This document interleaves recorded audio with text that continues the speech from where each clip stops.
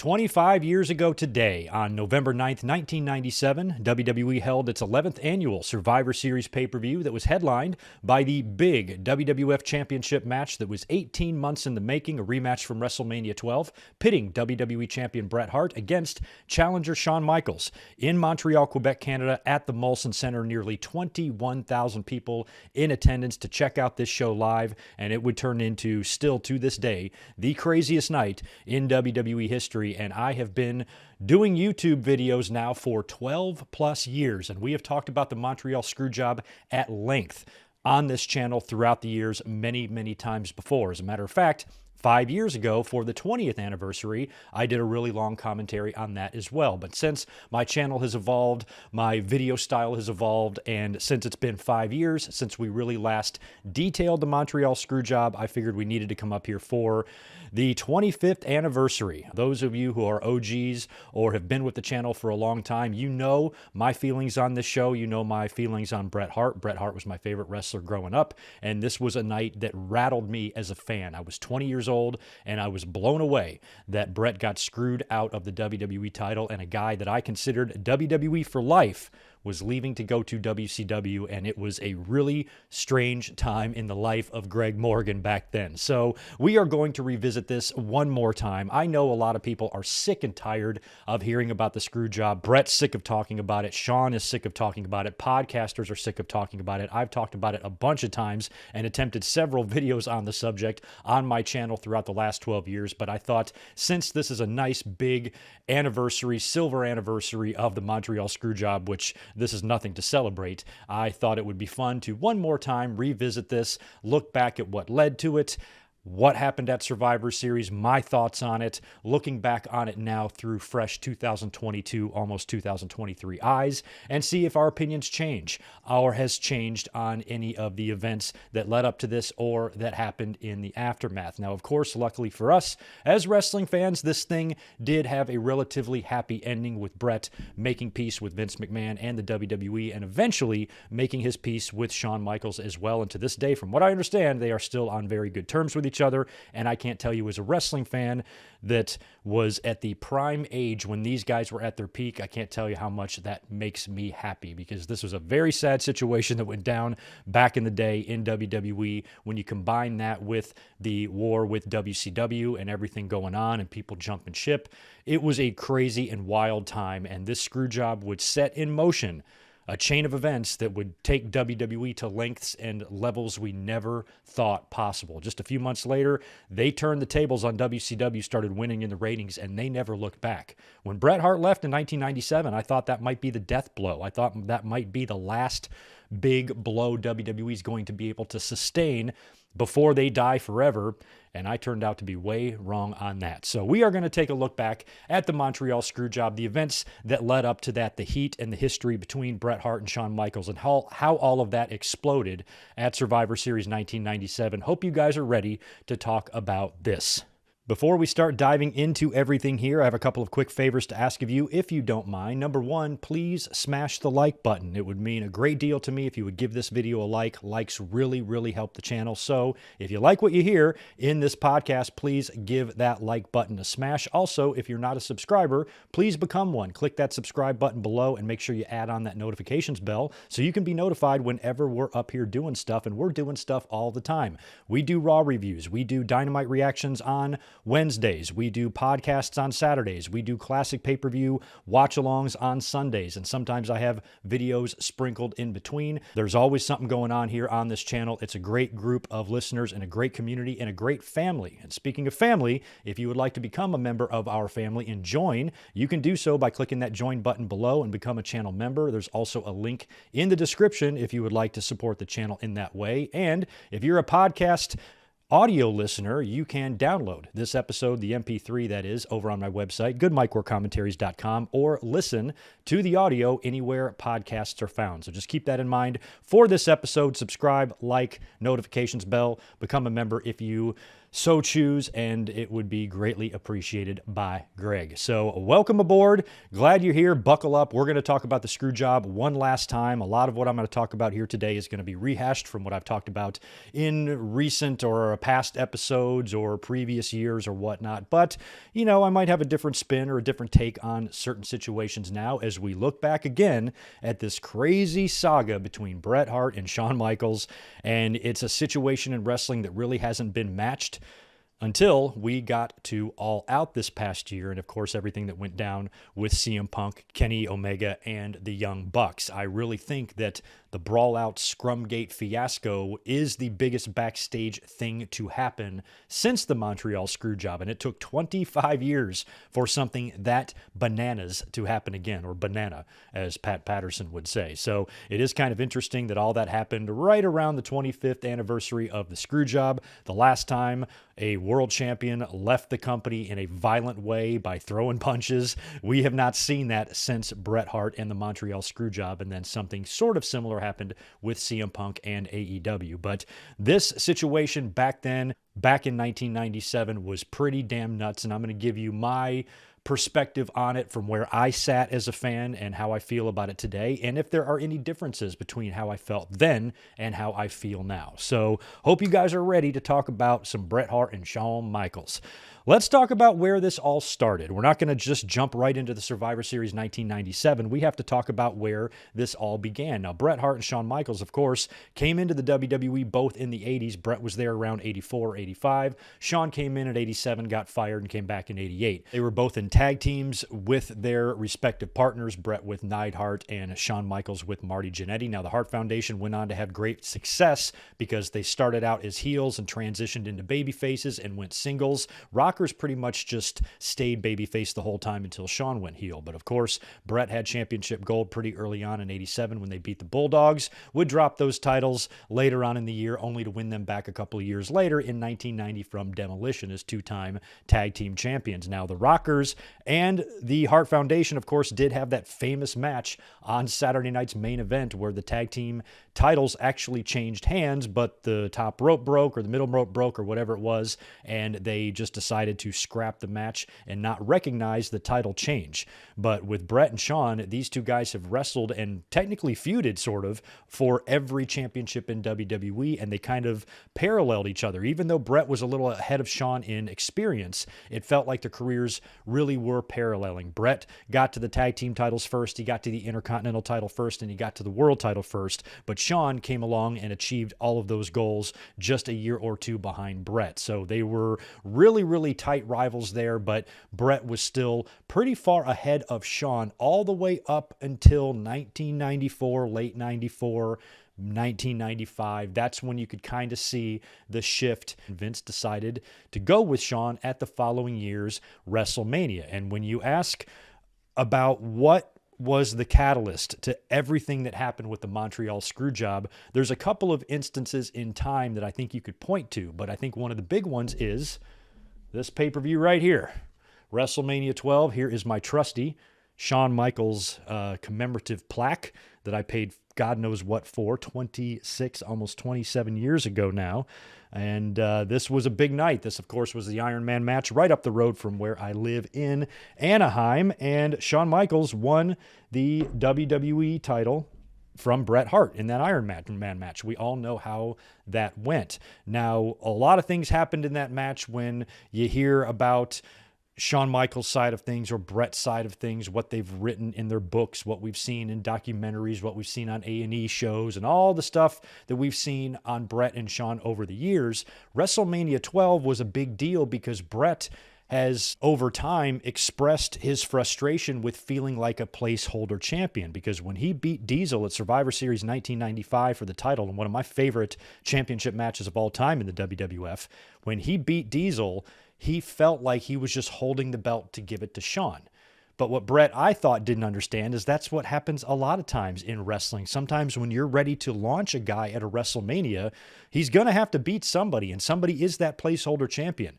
You know, you were a placeholder for Shawn going into WrestleMania 12, but guess what? Shawn Michaels was a placeholder for Stone Cold Steve Austin going into WrestleMania 14. Everybody has to go through this. This is the natural transition of wrestling, and somebody, had to pass that belt to you as well. So Bret was, I guess, frustrated because he wasn't getting enough respect, which I could understand because that match with Diesel was great at Survivor Series. That match with Davey he had it In Your House. I liked it better than their Wembley match. I like Davey Boy and Bret, December 95 In Your House. I like that match better than SummerSlam 1992. It's fun, and it's great, and it's awesome.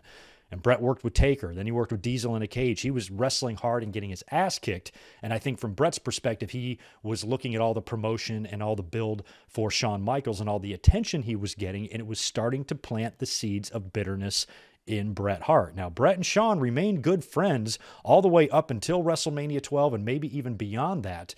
But, of course, this is also around the time that Shawn Michaels started experiencing his worst personal demons and his worst personality issues and attitude problems and things like that because his friends, Scott Hall and Kevin Nash, were leaving. And yes, even though he was WWE champion, when you compound everything that was going on in his life, he turned into a very angry, bitter asshole, even though he was champion. So maybe the relationship started to crack there with Bret and Shawn, that they weren't as close as they used to be. And then, of course, at WrestleMania 12, when Shawn beats him, there's that whole deal that I have tried to debunk several times when the camera shows Shawn saying something to Earl, and Bret claims that Shawn said, tell him to get the fuck out of the ring so I can have my spotlight. I've called bullshit on that ever since day one, because the way I see it is they were trying to set up a rematch. And when you see Earl Hebner present the belt to Shawn, Bret Hart was standing right there looking at it. I think that was all done by design. I think there was purposely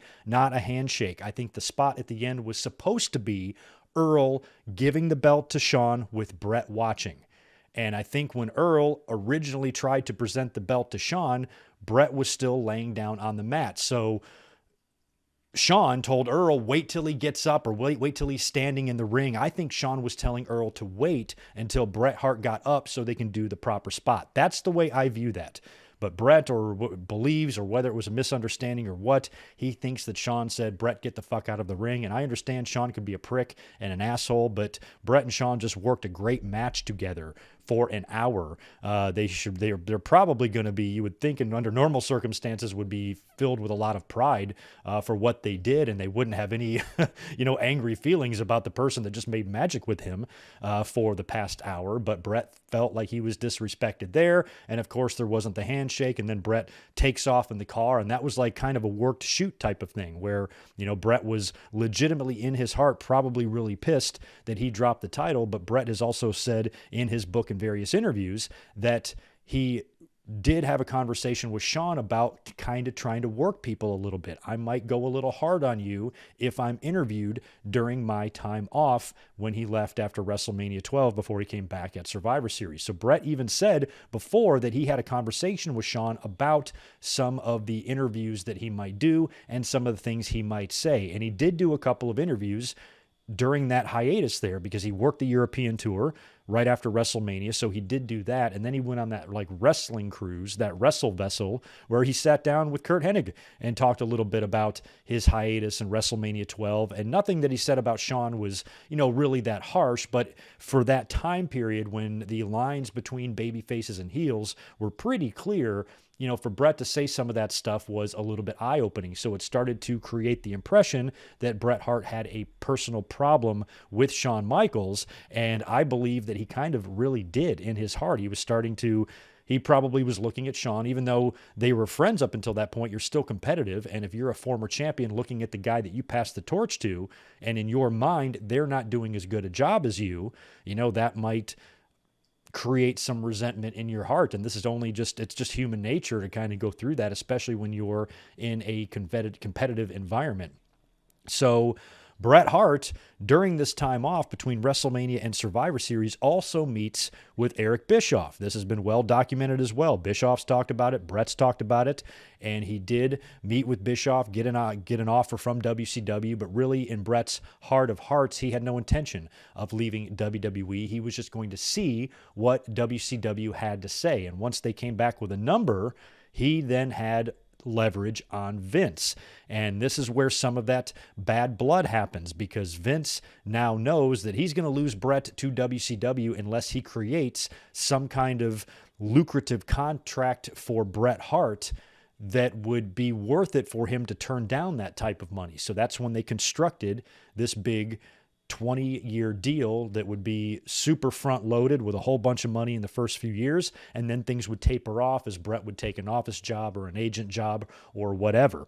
So Bret, even though it was less money, it was still a lucrative deal with huge job security and a place you've already worked for the past, 12 years. And now you're pretty much signing on for life to be a big part of that company moving forward. And Bret chose to stick with Vince McMahon. The problem is that when Shawn Michaels signed his deal, I don't remember when that was, maybe like early 1996, Shawn has talked about this in his book. Bret and Shawn's book, I've read them both, and they're both fascinating. Bret's book, I think, is my favorite book of all time. It's just too good because I'm a huge Bret Hart fan. You guys know that. But Shawn's is pretty good as well. And Shawn speaks in his book about the conversation he had with Vince McMahon regarding his contract around 1996. And Vince had promised him, or they had come to some sort of an agreement apparently, that Shawn, the money that he was making, which I believe was around the $750,000 range. We've heard that number tossed around by Shawn, by Cornette, by a few people in the business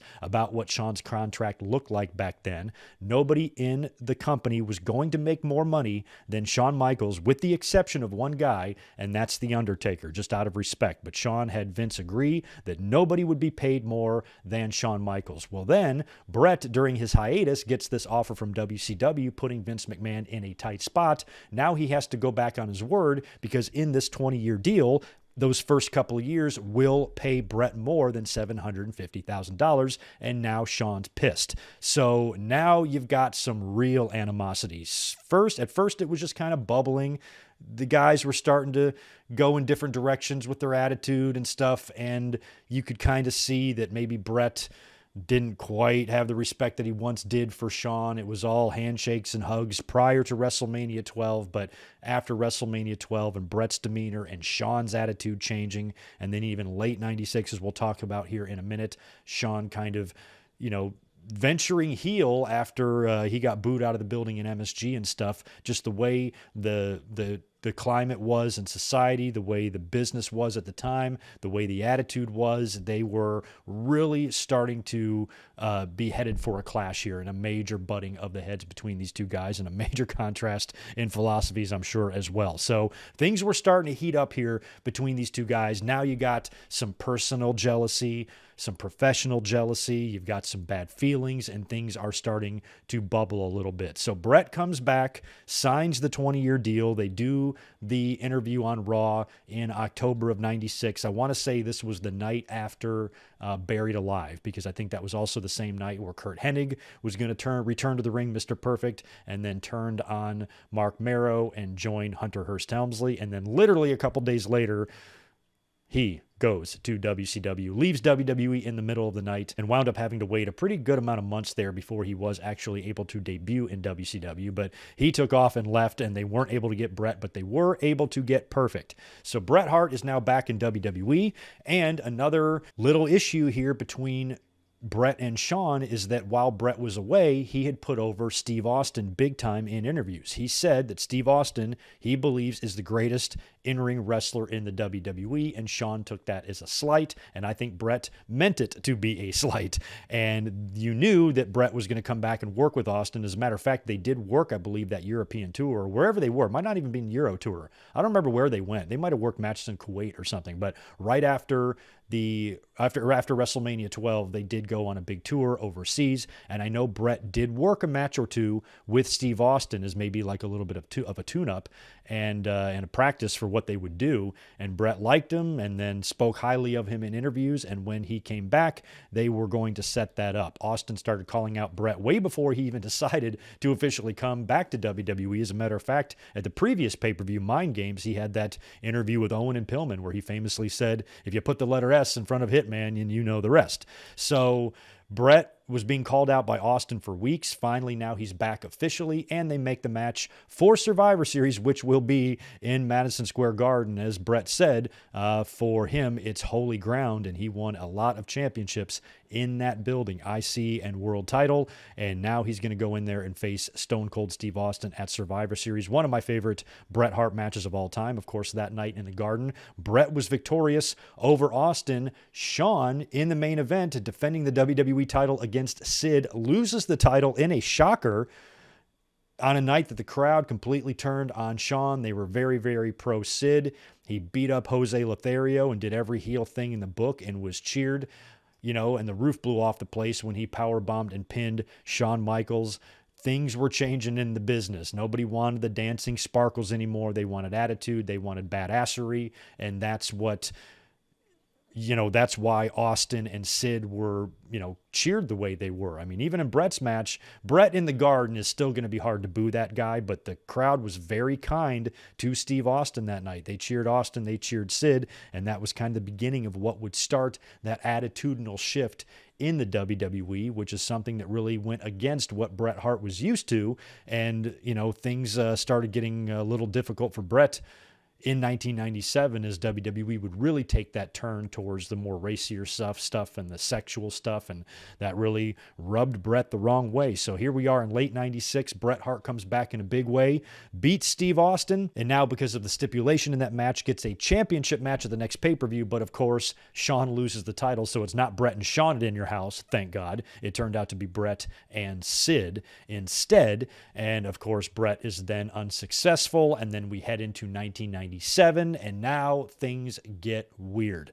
Shawn Michaels, of course, goes to the Royal Rumble in San Antonio, beats Sid to regain the WWE title in the main event of a stadium show. It was great stuff, but then the writing was on the wall. WrestleMania 13 is on the horizon, and of course, they do the deal at the Royal Rumble where Austin wins, but they're going to book a Final Four match at the next pay-per-view, and the winner of that will get the title shot at WrestleMania. It was clear that Bret Hart was going to win that, most likely. And whatever the deal was, Shawn and Bret were going to face at WrestleMania 13. But Shawn had to know from where he sat as WWE champion that they were probably going to ask him to do the job for Bret Hart. He already had the issue with the contract and the money. And because he was pissed about that, he was like, nope, I'm not going to do it. And that's when the knee injury happened.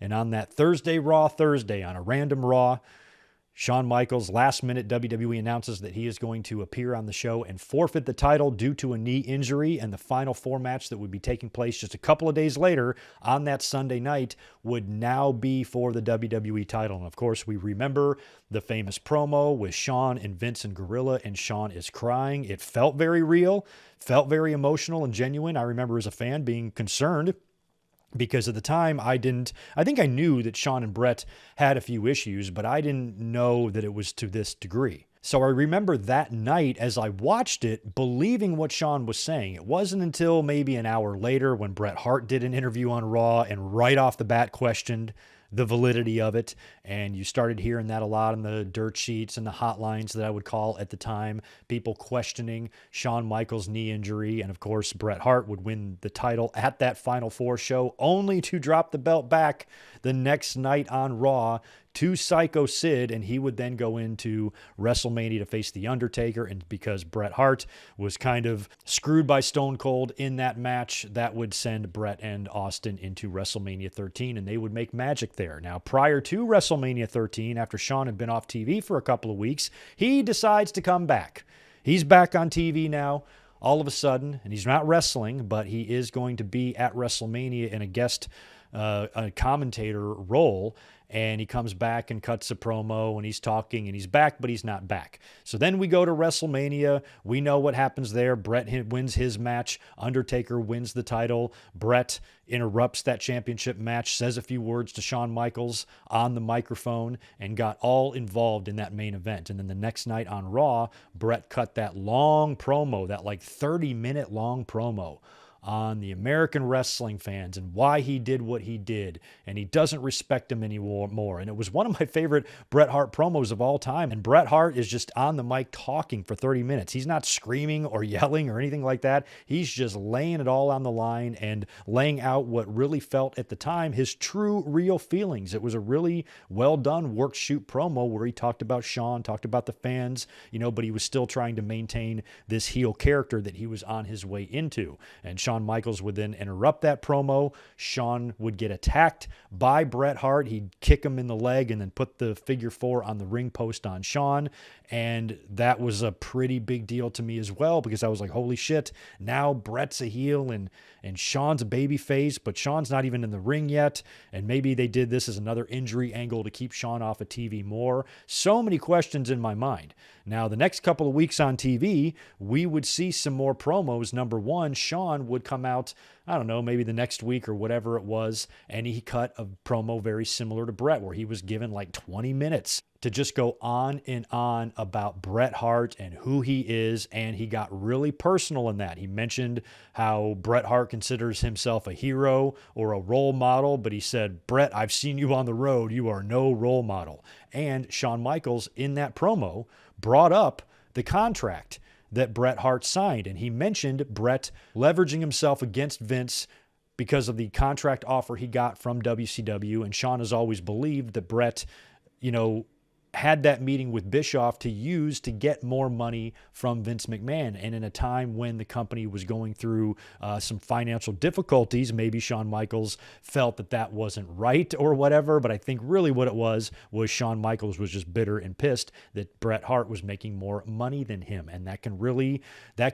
inflate egos, and that can damage egos, and that can create a lot of tensions in a lot of aspects of life professionally. If you're a professional athlete, or, even if you're just in a regular job and you're doing your job better than someone next to you who's making more than you, that pisses you off. Do you like that person?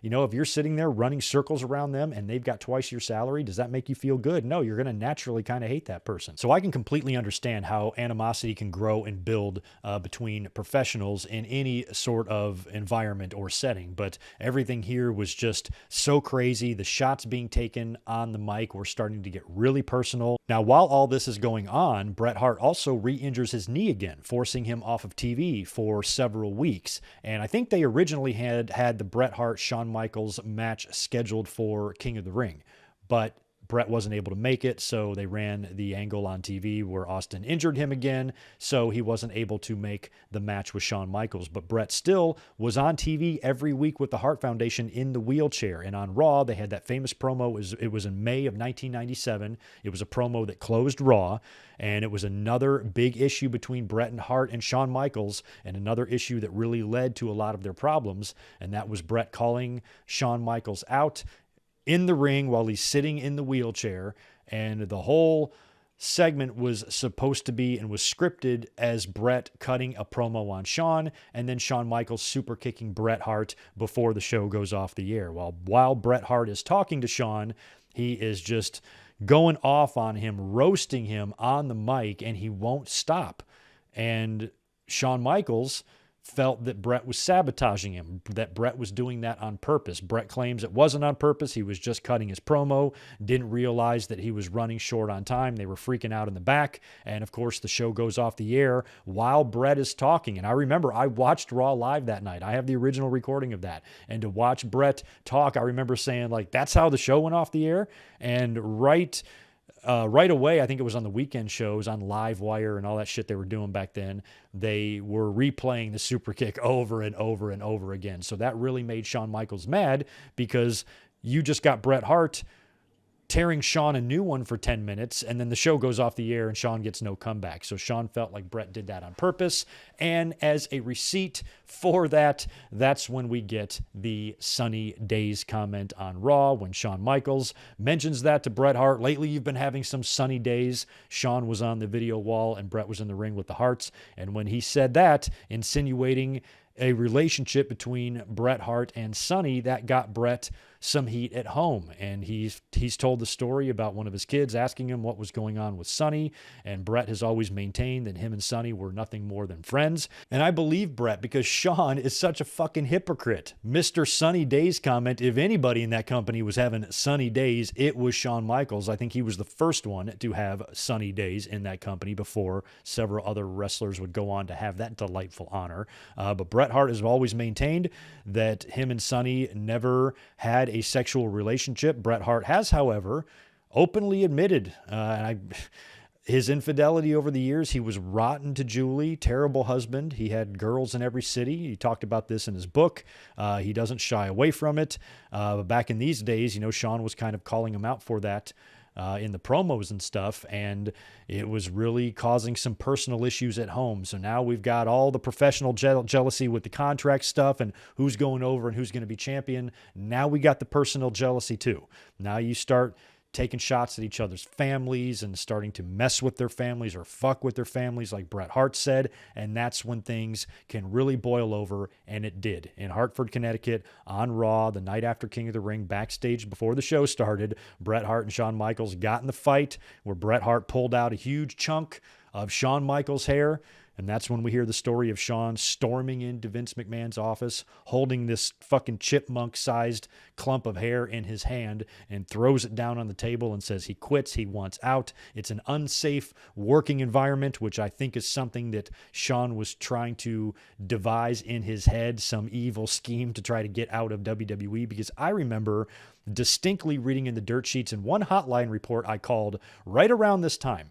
I remember the exact words were, Shawn really misses his click buddies, Scott Hall and Kevin Nash. Word is he wants to get down to Atlanta badly.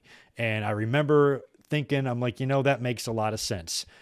There's another weird match too. If you go back and watch Shawn's match with Steve Austin at King of the Ring 1997, it's a good match, but something's going on with Shawn.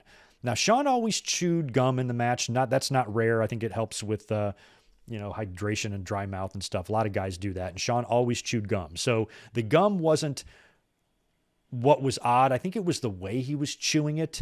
And there was a couple of spots in the match where Shawn, I felt like, was kind of not selling stuff. I think Steve had him in a chin lock at one time. And I swear Shawn was looking right at the commentary table like John with Vince. Or maybe Shawn had the hold applied on Steve. Maybe that's what it was.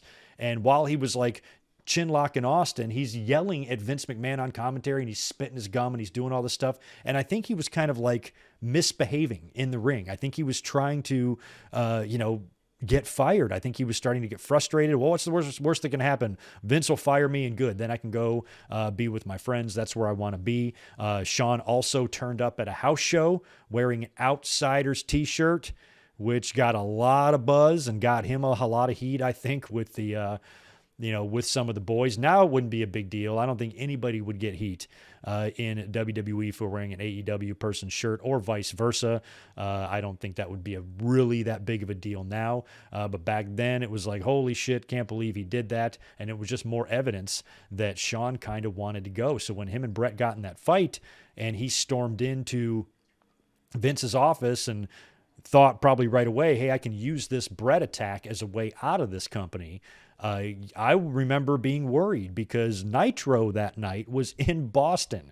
And if Shawn drove fast enough, he could get from Hartford to Boston in time to get to that Nitro show and walk right out there on TV and probably get in all sorts of legal trouble for doing that. But Shawn would probably be like, fuck it. And Bischoff was such a cocky prick, he'd probably be like, fuck it, and let him do it. And it would have been an even crazier night in the business. But Shawn ended up just going home or something. And I remember as a fan thinking that Shawn Michaels was gone. I really thought there was no way Shawn was going to be able to come back after that. I truly believed that he would somehow find a way contractually out of WWE and go to WCW because of the fight with Bret, and I didn't think they would be able to coexist any longer beyond that point. And I was expecting Shawn to be gone and to be gone for good, and then all of a sudden, he turns back up. He turns up on Raw. I can't remember which show it was. It might have been that Nova Scotia show in Canada.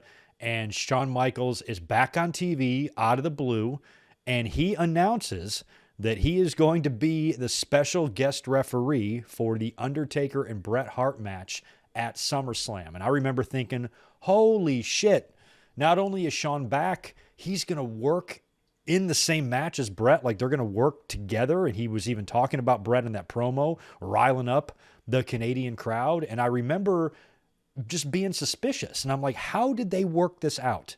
Shawn Michaels felt all but gone to me.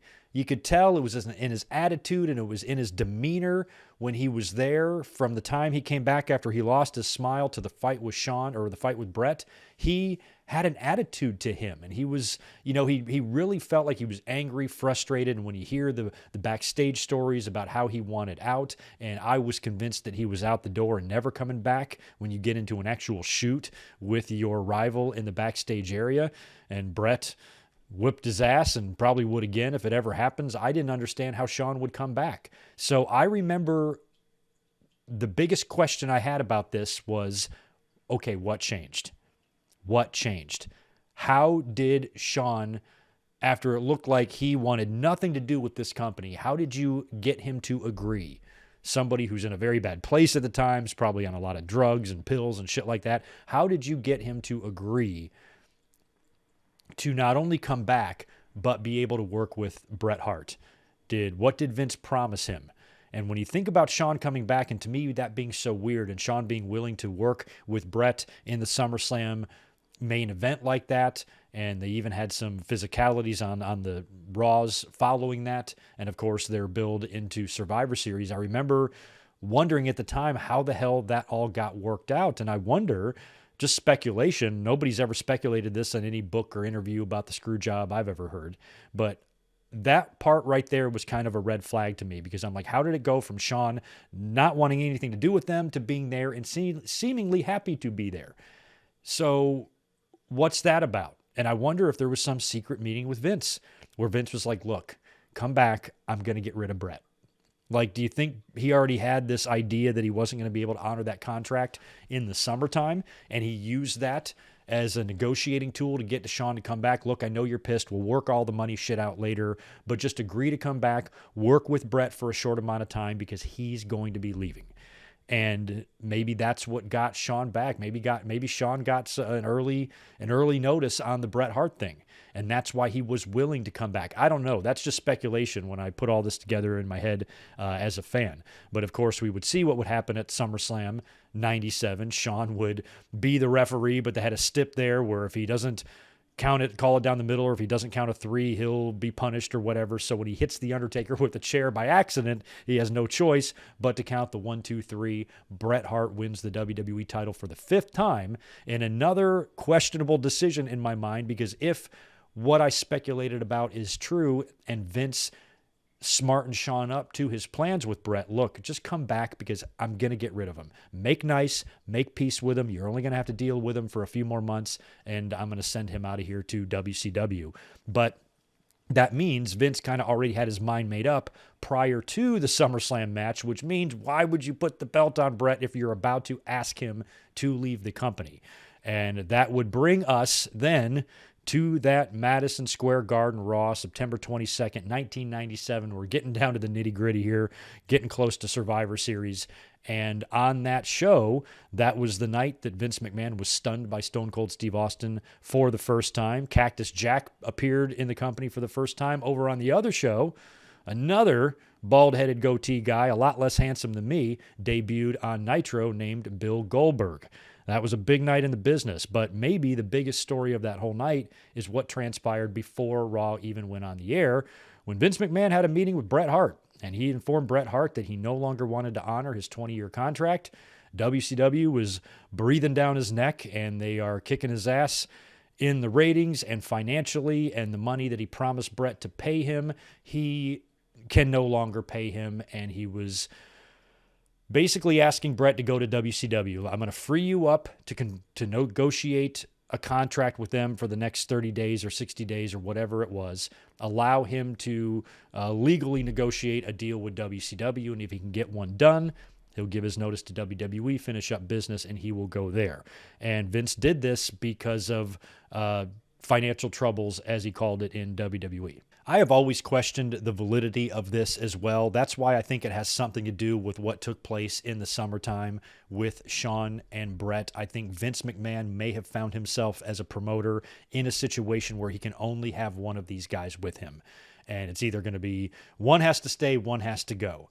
And when you're a businessman, when you're a promoter, your competition is already beating the shit out of you as it is. You've got more mileage left, at least he thought so at the time, with Shawn Michaels because he's younger and seemingly in better condition and can probably last a few more years than Bret, who is already now 40 years old. So I think that was Vince McMahon's decision for the survival of his company. If he had to pick just one, Shawn would be the safer bet because Shawn is a guy that can be there probably a couple of years longer than Bret Hart. So Vince had to make that difficult decision, a decision he didn't want to make but had to make, chose to keep Shawn, and then had the meeting with Bret where he told him that he can't afford it anymore. And the reason I wonder, and I questioned that, if it was really, truly the money, I think it was more along the lines of Vince knowing that if he wants to keep Shawn, he's got to get rid of Bret. And I think that's what it came down to. And then Bret has told the story that Vince McMahon, after they had extended, I think it was the In Your House pay-per-views to 3 hours. The first one was that month, just a couple of weeks before this Raw show at Ground Zero, moving those In Your Houses to 3 hours long. That was now generating more pay-per-view revenue because they upped the price.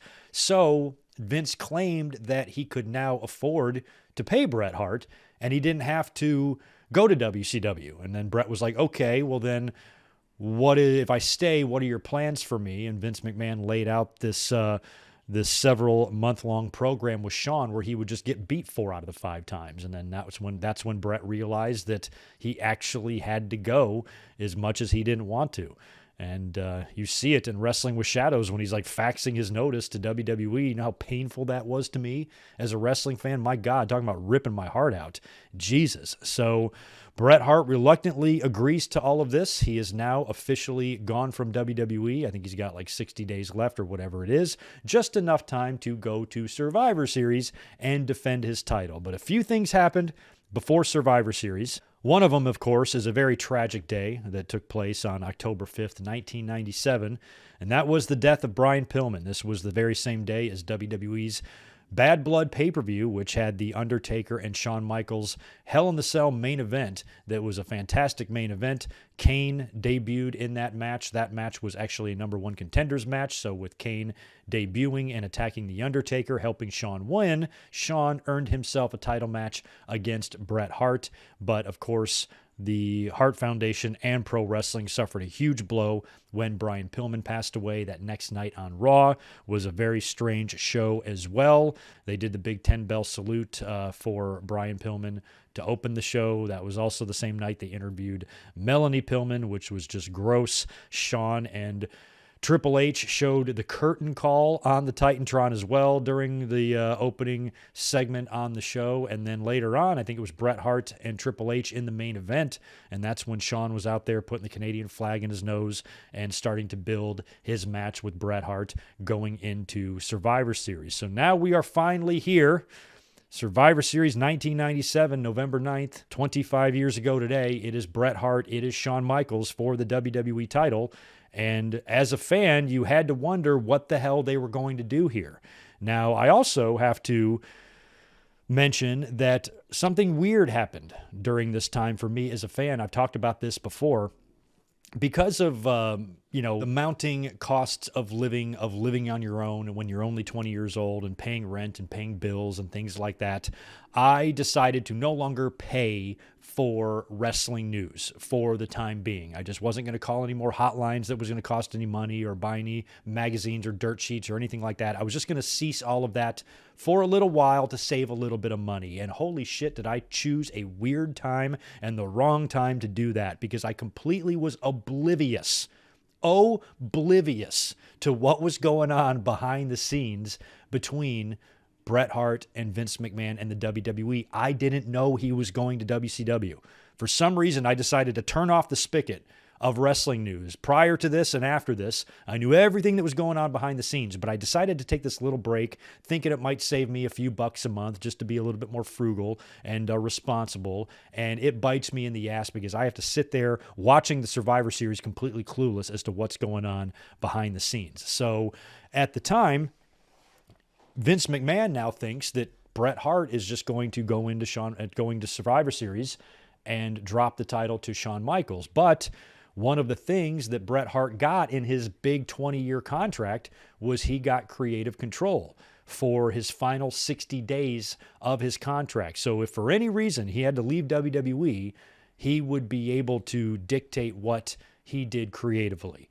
And Bret Hart putting that in is really what caused a lot of this. Now, Bret Hart did that as a precaution. I don't think at the time he was thinking he would leave WWE if he's signing a 20-year deal, but he must have had some sort of indication that that could happen if he actually took the time to write that in. So maybe he even thought that Vince might change his mind, or maybe they have a falling out, or they could have a problem, or maybe Bret was already kind of getting a little bit frustrated or questioning some of the decisions Vince was making, and maybe Bret could see the future and say, hey, I'm probably going to butt heads with him on some stuff, and it might boil over to where I have to leave the company or something, and I'm going to put in my contract that he can't bury me on the way out the door. That's how protective Bret was of his character. Well, because of that, he now finds himself in a match with his arch rival, not only professional rival, but personal rival. These two guys have had a tumultuous last few months with a lot of personal issues that got physical.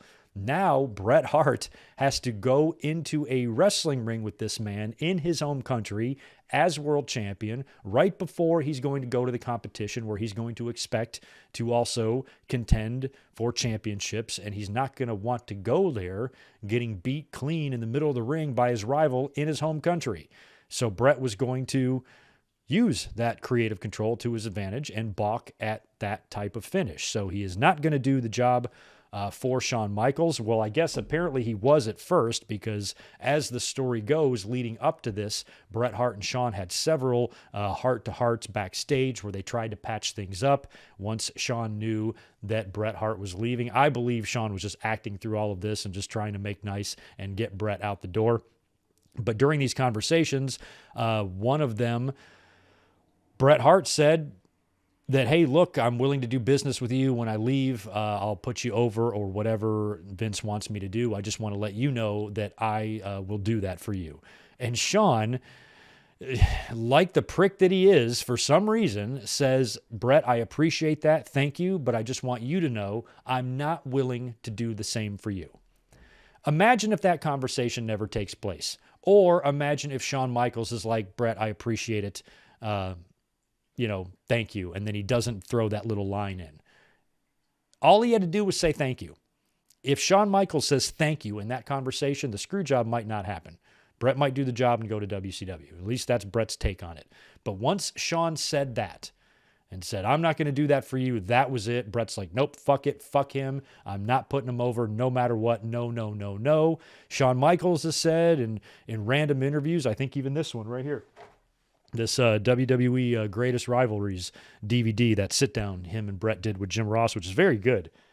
I think Shawn claims that he doesn't remember saying that.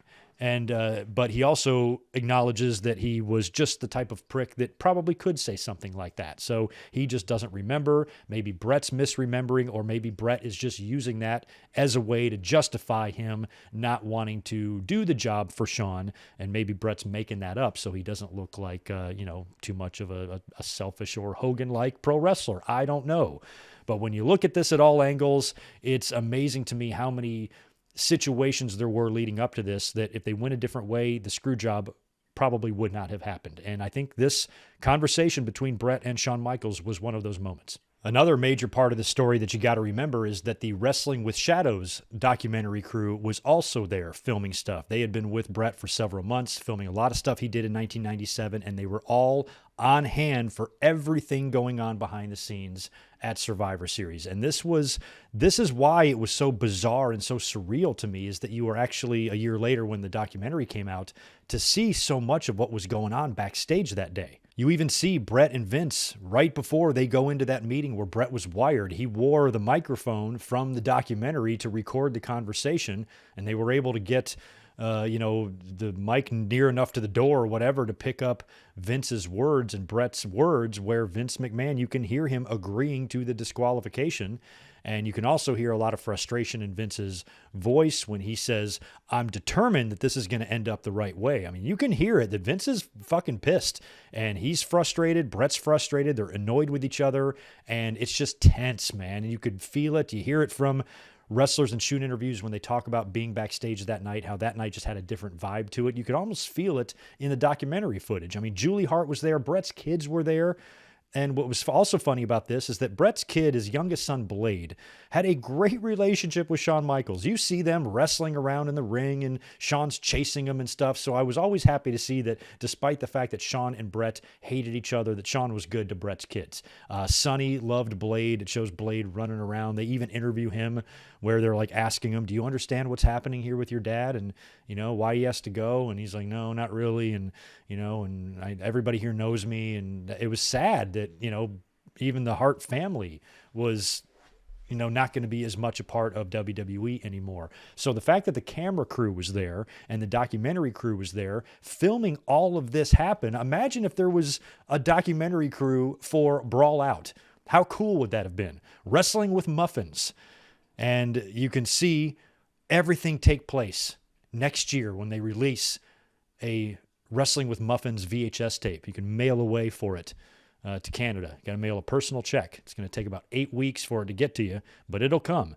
And when you pop it in your VCR, you will see the footage of how Kenny Omega and the Young Bucks, BTE triggered the door down into Phil Brooks's face and created a shitstorm in wrestling. Oh my God. So that to me was crazy, that there was a film crew there capturing a good portion of all of this. And one of the interesting moments that was captured was a conversation between Julie Hart and Sonny. And Sonny was telling Julie that she didn't even know Bret was leaving. She had to find out from the ECW wrestlers about that whole situation. And it was kind of interesting to see those two have a conversation, considering it was the Sunny Days comment that sparked the fight backstage between Bret and Shawn in the first place. And now it is time for the match. So the situation WWE finds themselves in now is that Bret Hart is going into this match assuming it's going to be a disqualification. Vince McMahon has been unsuccessful in his attempts to convince Bret Hart to drop the title to Shawn at Survivor Series. Bret Hart is refusing. Bret Hart has told the story that he offered to drop the title several other ways, the next night to The Undertaker or to Steve Austin or to whoever. That's Bret's side of things. He claims that he offered lots of alternatives that Vince didn't want. And I think Vince just wanted what he wanted and wanted Shawn to win the title that night. But my problem with all of this is that Vince McMahon comes off very stupid in all of this. If he's that protective of his championship, if he's willing to go to the lengths that he went to here on November 9th, 1997 to protect that title, why did he not think of this shit when he told Bret he wanted out of his deal?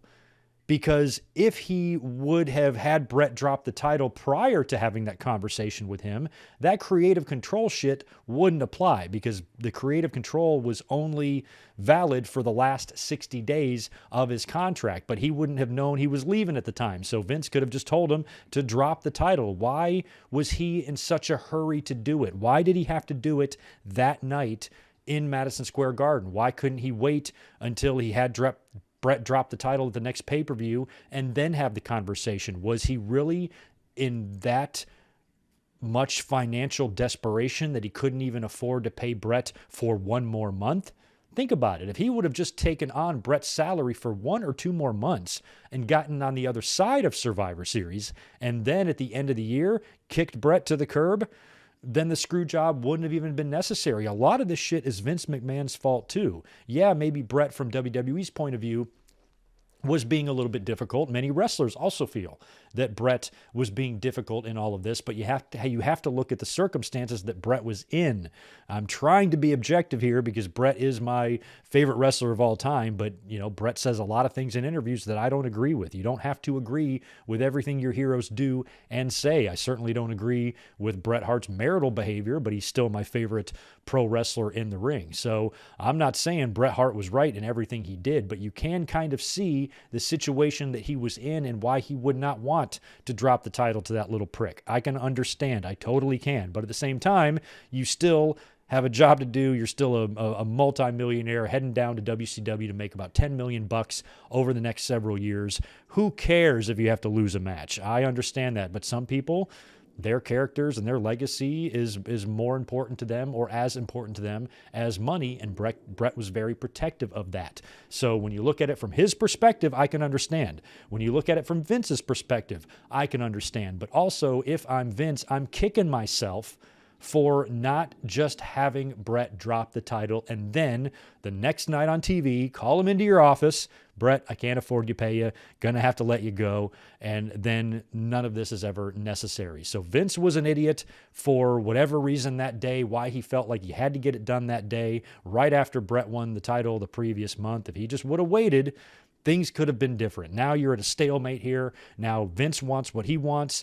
Bret wants what he wants, and Vince has decided that he's going to do whatever it takes to make sure he gets his championship belt back that night. So they approached this subject in several meetings leading up to Survivor Series. Triple H, a lot of guys have taken credit for the screw job or the idea of screwing Bret. 3 guys I've heard publicly take credit: Triple H and Vince Russo and Jim Cornette. They all claim this was their idea. Maybe they all mentioned it. Who mentioned it first, I don't know. Shawn kind of said that Triple H was the one that spoke up and said, fuck him, let's just do what we need to do. If he's not going to do business, you do it for him. Triple H has said that before in interviews. Nobody really truly knows whose idea it was. But at some point in one of these meetings, the idea of taking the belt away from Bret and forcing the issue came up, and Shawn Michaels right away agreed and said, I will do whatever you ask me to do. And that night at Survivor Series, they said that Gerald Briscoe was trying to teach Shawn Michaels like escape holds and shit like that in case Bret Hart decided to kick his ass and try to defend himself a little bit.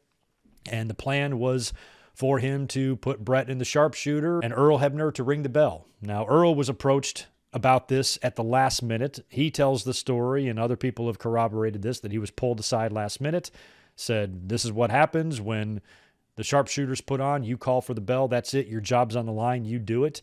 And Earl agreed to do it, and they were ready to rock here. Now, Bret, of course, is suspicious. We see all of this in Wrestling with Shadows, and that's why, I don't believe, and I don't want to dedicate too much time to this subject, but I don't believe the Montreal Screwjob was a work. There are too many things that point to it not being a work, but there are a couple of things that if you are a conspiracy theorist and you're a tin hat guy, then yeah, I can kind of see why some might think it is a work, that Vince and Bret orchestrated this whole thing, but I just don't see it. It just, it felt too real at the time. But a couple of things that we would see in Wrestling Shadows, like Bret being suspicious that he might get screwed. Why would he be suspicious that he's going to get screwed? Vince has always been very good to him, and everybody he's ever worked with has been very professional. The only reason why he would think he would get screwed if he's truly being difficult and he knows it, and he's like, man, I might be pushing these guys too far and asking for too much, and they might just take the title off of me, and that's when he claims that he has a conversation with Earl Hebner saying, hey, they're probably going to ask you to screw me tomorrow. So if Bret Hart saw this coming, why the hell did he let Shawn put him in the sharpshooter? You know what I mean?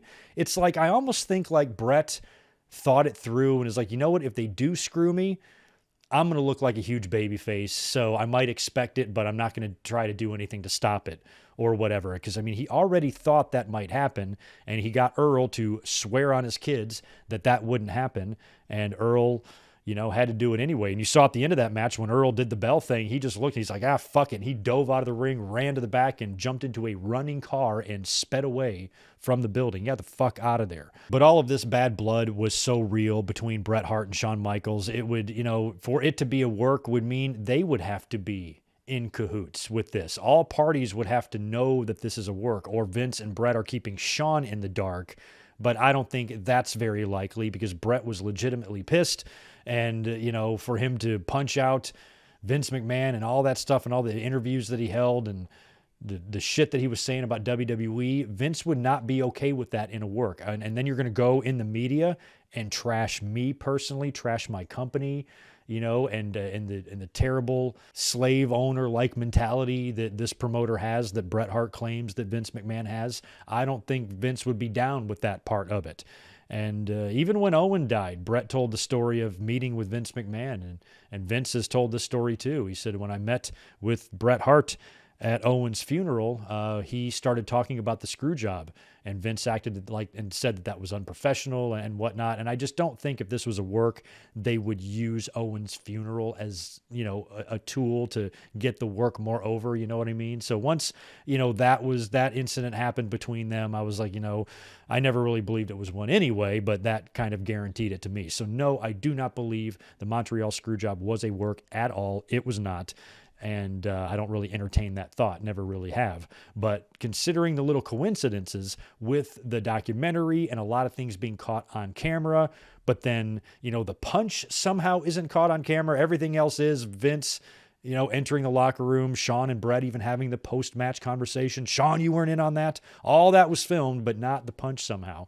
So I can understand how it is a little bit suspicious, but if you really think it through and you analyze it, and I consider myself a Screwjob connoisseur, I sat and watched this thing live in my living room that night. I've analyzed this entire saga backwards and forwards several times. I've read books on it.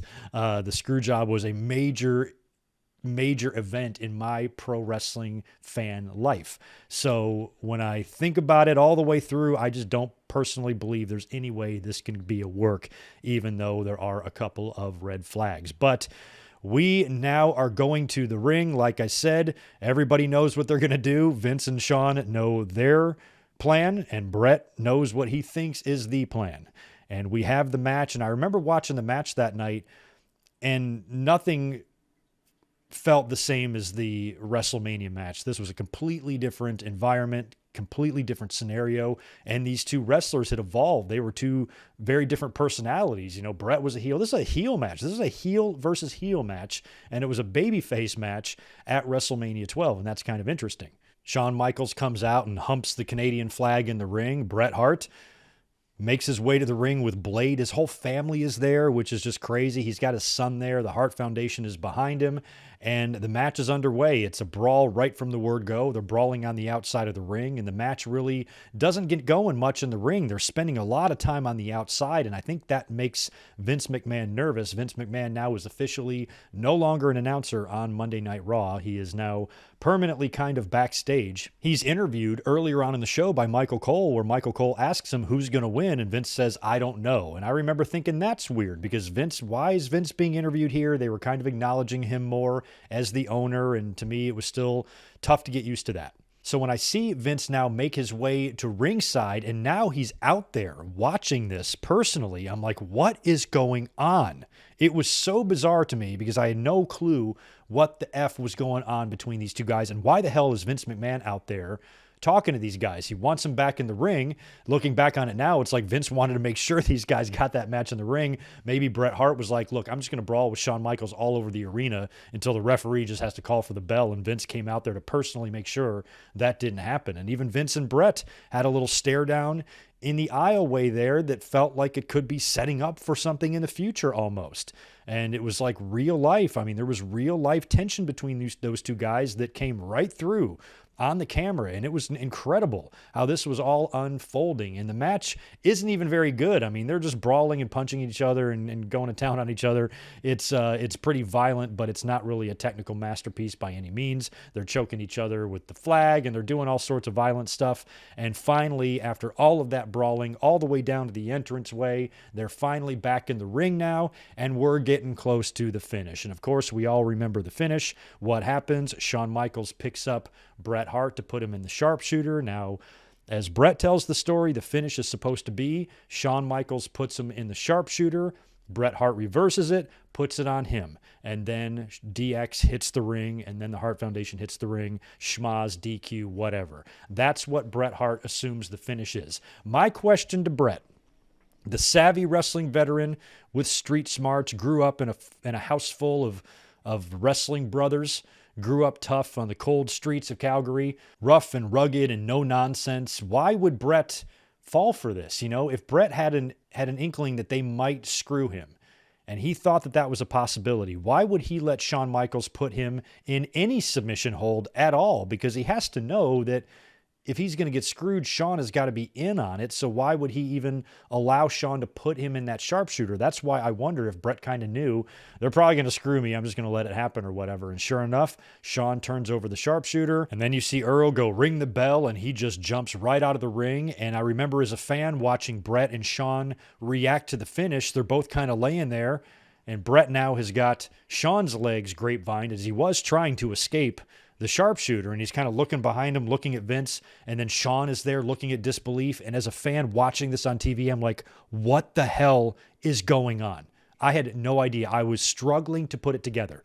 I'm like, what am I looking at? Why is Shawn mad? Why is he sitting down and looking up at Bret? And why do they both look mad at Vince?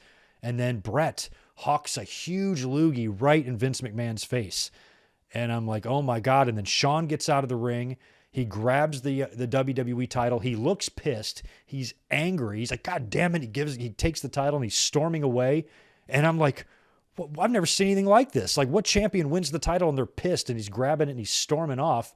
You know, and at the very end, he kind of raises the title up in the air and jumps up and down right as Bret turns and sees him do that and goes to the locker room.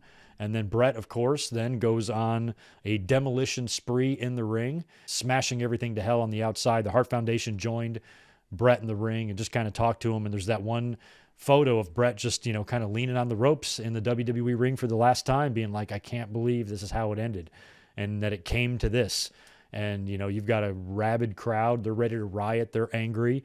Bret was fucked over, and he was letting the crowd know that he was fucked over, smashing stuff and all of that. I mean, it was really, you know, just tense. He kind of had a security escort as he was being taken from the ring. It was a really wild situation. Bret even was spelling WCW, you know, in the on camera there after the show had gone off the air. A lot of this footage came out, but the last image that we saw on the pay-per-view was Shawn jumping up and down with the belt, and the show went off the air. So as a fan, I was confused as hell. And my buddy and I decided to call this kid that he kind of knew from school. I think we both knew him vaguely, but he was kind of a wrestling nerd and he knew stuff. So we gave him a call. We called him up and we said, dude, what was that?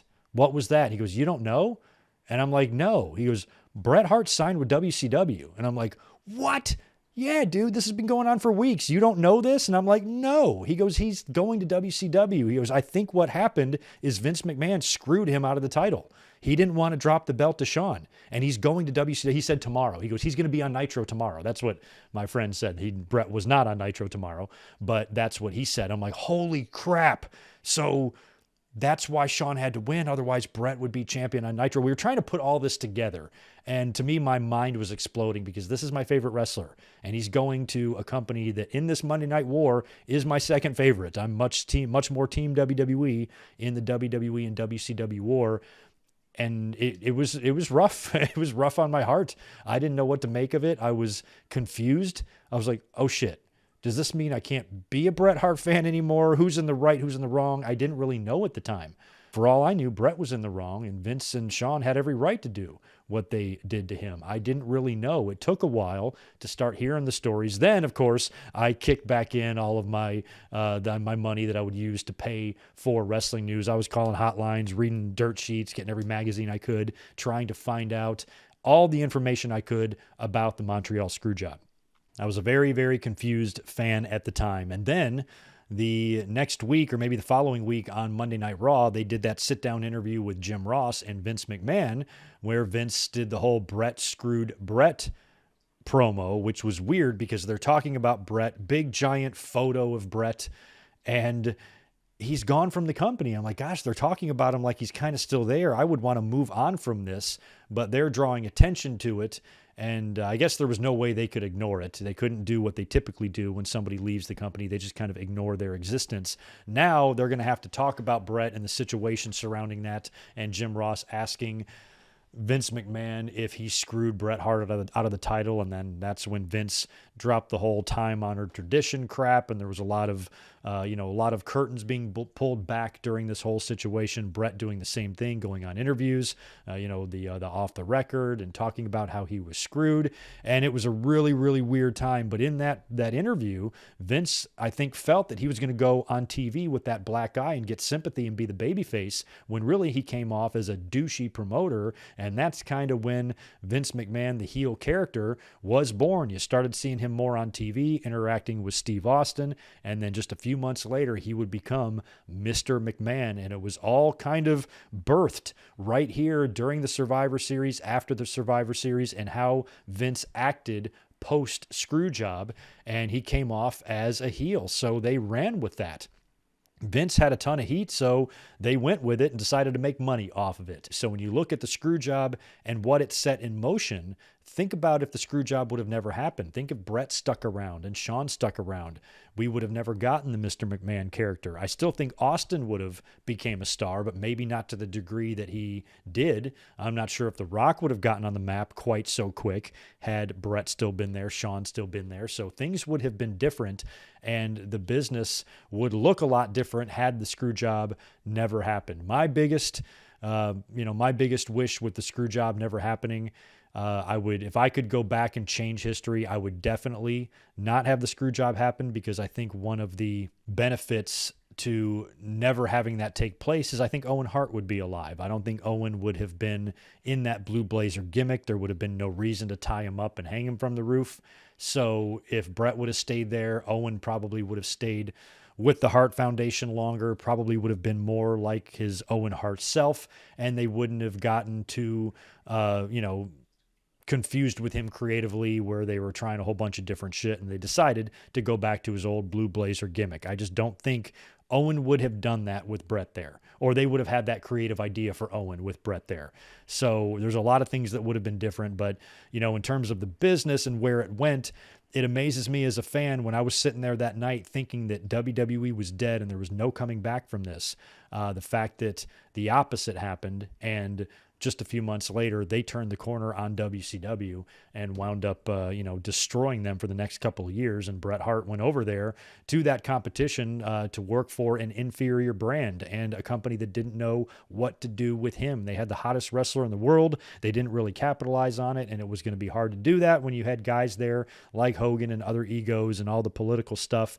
And plus, WCW, Bret didn't have the history that he had in WWE there. So as a Bret Hart fan, to me, that was the night that Bret Hart died. Sure, I got him a little bit in WCW, but not the Bret Hart that I knew, and not the Bret Hart that, I was so closely drawn to as a fan. So it was a really, really sad night for me, and an unfortunate night in the business that it got to that degree. So Bret, of course, as we know, would remain bitter for the next, 10 or so years. He would reconcile with Vince McMahon in 2005. They would come together to do that DVD project, and I remember as a fan thinking that was very promising. I have that DVD right here. They put this together in 2005, and then right after that, Bret went into the Hall of Fame. And you want to talk about a Wrestling with Shadows mark, check this out. I talked about Wrestling with Shadows a little while ago. I have the VHS tape of Wrestling with Shadows. I have the DVD, which also includes the Life and Death of Owen Hart, which aired on A&E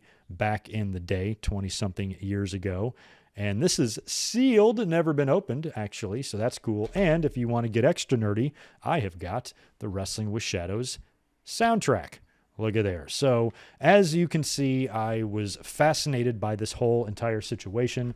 The screw job still to this day kind of fascinates me, but I will admit it does get a little bit tiresome talking about it. So hopefully after all of these years doing YouTube, this 25th anniversary Montreal Screwjob video will be the last time, for a while anyway, that we visit this subject. I'm sure you guys are like, we get it, good mic work. Bret Hart's your favorite. You always say that. So, I know we've talked about this a lot in the past, but I just didn't think we could ignore the 25th anniversary. You know what I mean? Bret's Hall of Fame induction in 2006 I thought was fantastic. I loved his speech and his stories, and plus as a Bret Hart fan, it was very heartwarming to see him back in the WWE environment. I missed him. I missed his theme music. I missed his history, and I just missed Bret Hart in general. And seeing him come back, go into the Hall of Fame, left me very optimistic for the future. I was really hoping that maybe Bret could come back and do more. It did look like physically he was definitely going to be out of the ring, but I was hoping that maybe we would see more of Bret Hart. And then the next night at WrestleMania, he was the only member of the Hall of Fame class to not appear. They even announced to the audience that Bret Hart felt uncomfortable, and I think him and Shawn were kept separated. They never crossed paths that year at WrestleMania, and I was hoping that that was the year that maybe they would come together and have a conversation. But Bret, 9 years later at that point, still was not over things with Shawn Michaels, and it would take them another 4 years to finally reconcile, of course, in 2010. January of 2010, that same night that TNA decided to go head-to-head with WWE Raw, Bret Hart returned to the WWE and called out Shawn Michaels. They had a very awkward conversation and an extremely awkward hug, one that still makes my skin crawl every time I look at it. But they did shake hands. They did reconcile. They said a few things to each other that were genuine on the mic. I think they only had a brief meeting backstage earlier on in the day where they agreed just to say it all out in the ring. And they put it all behind them. They buried the hatchet, shook hands, hugged. And from then on, and from that point on, they have remained, pretty cool with each other. I don't think they're best friends and going to go have Christmas dinner together and shit. But every time they're together, they get along. They're cordial. They're friendly. They've done several projects together. One of my favorites, like I said earlier, is that sit-down Rivalries DVD that they did with Jim Ross, which was just good to see them sitting there talking about it, like just kind of airing it all out. That was much better than what I think we saw inside the ring in 2010 between these two guys. Seeing them there, seeing the emotion, how they were truly both getting emotional through that whole thing, reliving that whole scenario and the regrets that both of them had, and some of the animosity that was still there. Bret even said, with Shawn sitting right next to him, I remember in that DVD, Bret basically said, if Shawn and I were to get in an actual shoot in the ring, I'm confident I could fucking kill him, is basically what he said in so many words. He's like, Shawn wouldn't stand a chance against me. But overall, it was just really good for the two of them, I think, to get a lot of that out. It was great for me as a fan. It's cathartic for me, too. I don't always like and love WWE's revisionist history when it comes to their DVD documentaries, but this was out of the mouths of the two guys that lived it. So it was a little bit easier to watch one like this when a lot of what they're telling and the story they're telling is true. So that was great as a fan to see, because at the end of the day, even though I have my issues with Shawn and who he was personally, I loved Shawn Michaels as a pro wrestler. So it was hard for me to see two of my favorites of all time hate each other so badly.